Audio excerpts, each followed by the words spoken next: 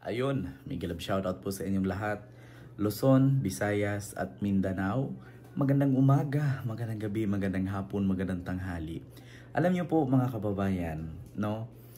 Meron po akong napanood na isang video ng actually sabihin na lang natin mga tricycle driver, no? Actually itong mga tricycle driver, may mga tuda-tuda po ito. Kasi bawat lugar, bawat barangay, may mga tuda na tinatawag, no?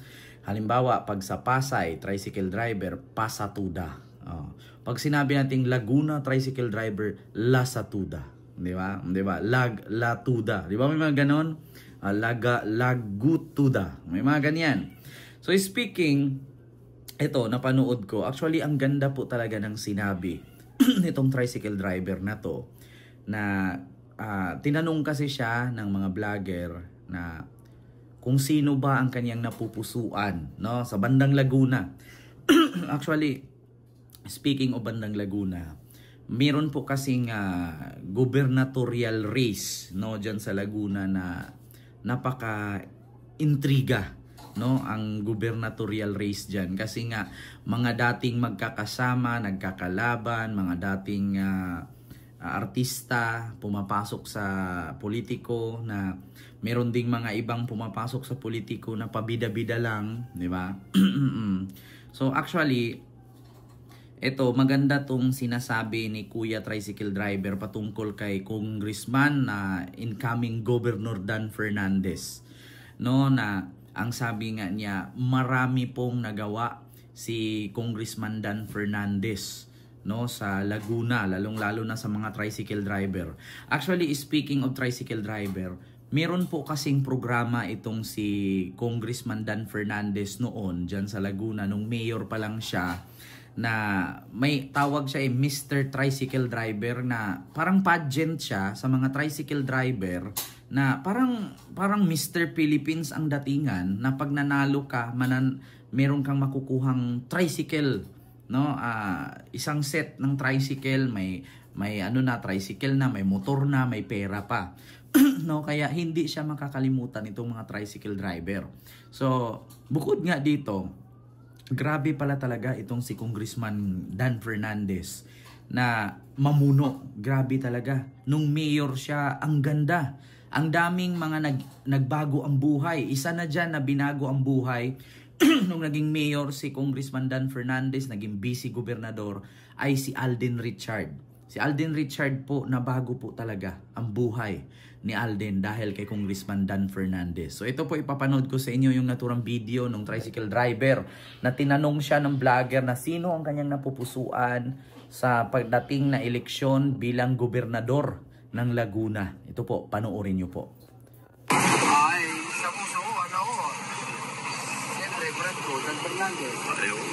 Sir, bakit President ko lang? Siyempre, kumbaga sa amin, doon sa panunungkulan yung subok na, dating congressman, naging mayor, di ba? Kumbaga may ginawa na, ginagawin pa, di ba? Oo. Hindi ko malimit sa amin, di ba? Sir, napapanood niyo si Congressman Dan, sir.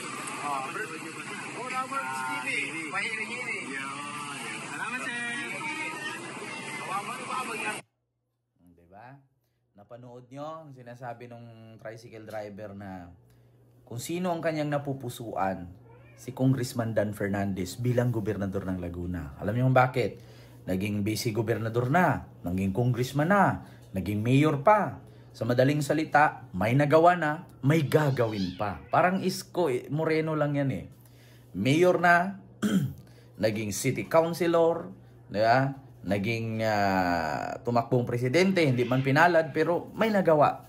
So, may nagawa na, may gagawin pa. Diba? At bukod dito, grabe pala po talaga itong si Congressman or incoming Governor Dan Fernandez na dating mayor, na dating vice-gobernador, na talagang pati yung pamumuno ni Duterte talo. Talo. Bakit? Si Duterte, sabi nga ni Congressman Dan Fernandez, si Duterte, bago niya naayos ang Davao, 20 years na namuno si Duterte. Bago naayos ang Davao, 20 years. Si Dan Fernandez, si congressman, si gobernador, si vice-gobernador, si mayor. 10 years lang, kaya niyang baguhin ang Laguna. Diba? At napatunayan naman. So ito po yung video. Kung ang mga survey, ang pagbabasehan, walang dudang marami ang bilib kay Davao City, Mayor Rodrigo Duterte, pero ibahin nyo ang isang kongresista. Nakikilit ang ulo ni parang Herwe ito. Hindi raw ganoon kabilib si Laguna Congressman Dan Fernandez. Baka nagawa ni Digong bilang Mayor ng Davao City. Tanong ni Fernandez na isang dating aktor at vice-gobernador ng Laguna. Kung talagang mahusay si Duterte, bakit inabot daw na higit 2 dekada bago niyang tuluyan na ayos ang Davao City? Sa madaling sabi, overrated daw si Duterte. Kung siya raw magiging mayor sa loob lang ng 10 taon, ay kaya niyang ayusin at paunlarin ang kahit anong bayan o lungsod. Gusto lang pahiwatig ito na gagawin ng kongresista sakaling manalong mayor ng Santa Rosa City sa Laguna. Kita nyo naman, mga kababayan, di ba? Masyado lang overrated si Digong. Kung talagang magaling mamuno, magaling magpatakbo ng lugar si Digong, bakit inabot pa ng 20 years o 2 dekada bago niya naayos ang Davao? Actually, hindi naman talaga naayos ang Davao. Bakit? Sa tingin nyo, naayos ba ang Davao? Ha? Naayos ba ang Davao? Mga kababayan, kamakailan lang sa balita. Yeah? Kamakailan lang sa balita. 8 PNP officers sa Davao positibo sa droga. Anak na yan mas malakas ang anak sa pangangatawan. Pagdating sa tatay, ang tatay ugod-ugod na. Paano na ang Davao City? 8 PNP officers sa Davao City positibo sa droga. So paano nyo nasabi na magaling ang mga Duterte mamuno? Tanong nyo kay Congressman Dan Fernandez. Sa Laguna, wala kang nabalitaang ganyan. Vice-gobernador, mayor, congressman, ngayon incoming gobernador na naman sa Laguna. Grabe. Grabe po talaga ang pamumuno ni Congressman Dan Fernandez. Hindi nyo po siya talagang kayang ismulin.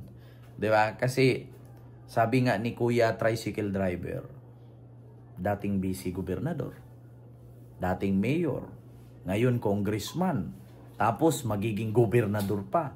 So, ibig sabihin daw, may nagawa na, may gagawin pa.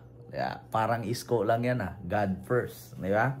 So, klarong-klaro naman po mga kababayan. At abangan nyo po hindi lang po tricycle driver, no?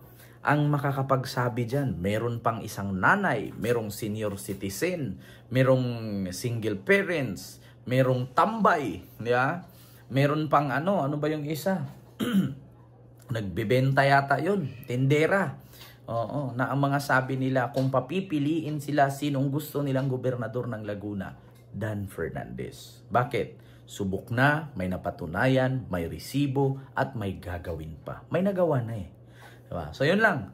Maraming salamat. So talo po talaga ni Governor Dan Fernandez ang pamumuno ni Digong sa Davao. So yun lang, maraming salamat and see you next vlog. God first. Dan Fernandez, huwag kalimutan iboto sa pagdating sa gubernatorial race ngayong 2025 election. Salamat. Diyan sa Laguna, mag-ingat po kayo dyan. Kita-kits po tayo dyan someday.